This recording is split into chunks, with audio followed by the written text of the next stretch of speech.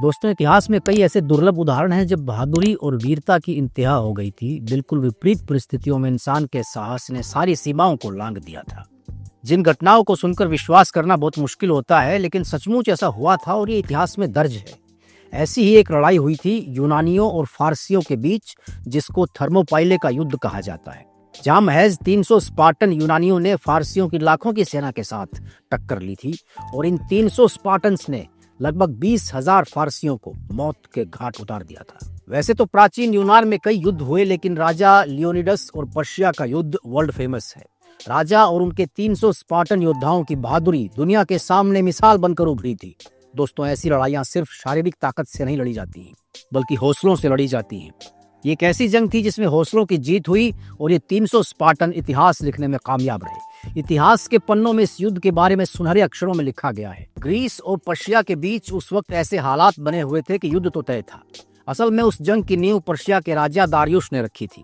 माना जाता है कि उस वक्त यूनान में राज्यों के बीच आपसी लड़ाइयां चल रही थी। इस बात का फायदा उठाते हुए राजा दारियुश ने यूनान के ऊपर हमला कर दिया। उसके पास एक बड़ी सेना थी और वो उसको लेकर ग्रीस में घुस गया। लेकिन जैसा उसने सोचा था हुआ उसका बिल्कुल उल्टा। जहां ग्रीस के राज्य आपस में लड़ रहे थे, लेकिन उसके हमले के बाद वो सभी एक साथ उसके खिलाफ एकजुट हो गए और उसकी बहुत बड़ी आर्मी को हरा दिया। इस जंग में पर्शिया के उस राजा की मौत हो गई और इस मौत का बदला लेने के लिए उसका बेटा जरक्सीज ग्रीस के खिलाफ जंग के लिए उठ खड़ा हुआ और उसने अपनी एक बड़ी सेना के साथ यूनान पर हमला बोल दिया। यूनान यानी ग्रीस के राजा लियोनिडस को ये आभास तो हो गया था कि ये जंग उनकी आखिरी जंग हो सकती है। इसलिए उस लड़ाई में वो सिर्फ 300 सैनिकों को ही लेकर मैदान में उतरे। इन योद्धाओं को स्पार्टन कहा जाता था और वो इसलिए कहा जाता था क्योंकि ये स्पार्टन राज्य के निवासी थे। स्पार्टन्स को यूनान की सबसे ताकतवर आर्मी माना जाता है। दोस्तों, उस वक्त ग्रीस में क्रोनिए का फेस्टिवल चल रहा था। इस त्योहार के मौके पर सब तरह के काम और व्यापार बंद कर दिए जाते थे, क्योंकि उस जमाने में गुलाम प्रथा हुआ करती थी। तो फेस्टिवल के मौके पर गुलामों को भी कुछ दिनों के लिए आजाद कर दिया जाता था और जो कुछ भी वो करना चाहें उनको पूरी आजादी थी। इसके अलावा उन दिनों यानी कि त्योहार के दिनों में लड़ाई पर जाना भी नापाक माना जाता था, यानी कि अपवित्र माना जाता था। लेकिन खतरा इतना गंभीर था कि उसको अनदेखा नहीं किया जा सकता था। स्पार्टन योद्धाओं की ट्रेनिंग बड़ी जबरदस्त हुआ करती थी। दोस्तों, 12 साल की उम्र में ही उनको ट्रेनिंग में डाल दिया जाता था और 20 साल की उम्र तक उनकी मुश्किल ट्रेनिंग चलती थी। उनके शरीर को पत्थर बना दिया जाता था। फिर जब वो तैयार हो जाते थे तो उनको आखिरी परीक्षा के लिए बिना हथियारों के जंगल में भेड़ियों के बीच छोड़ दिया जाता था। जो योद्धा वहां से बचकर आ जाते थे वो फाइनली सेना में शामिल हो जाते थे। सोचिए, ऐसी मुश्किल ट्रेनिंग से निकलकर वो स्पार्टन सैनिक जंग के लिए तैयार होते थे।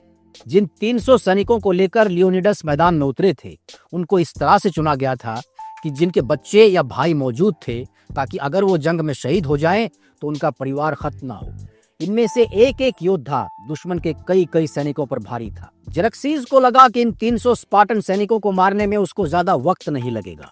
उसने उन पर हमला करने के लिए अपने सबसे बेहतरीन तीरंदाजों को भेजा और उनसे आग लगे तीर छोड़ने के लिए कहा। इतनी भारी तादाद में तीर छोड़े गए थे कि आसमान भी जैसे ढक गया हो। चारों तरफ तीर ही तीर नजर आ रहे थे, लेकिन बहादुर स्पार्टन्स इसके लिए भी तैयार थे।